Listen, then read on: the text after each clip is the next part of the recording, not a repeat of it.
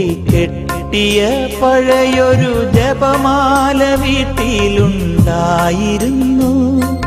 പൊട്ടിയിട്ടും കൂട്ടി കെട്ടിയ പഴയൊരു ജപമാല വീട്ടിലുണ്ടായിരുന്നു.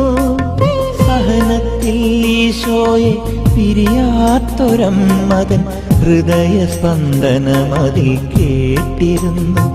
എന്റെ യാത്രതൻ താളമതായിരുന്നു. എന്നമ്മയെ ഓർക്കുമ്പോൾ മാതാവേ നിന്നെ ഞാൻ ഓർക്കുന്നു മിഴിനീരോടെ.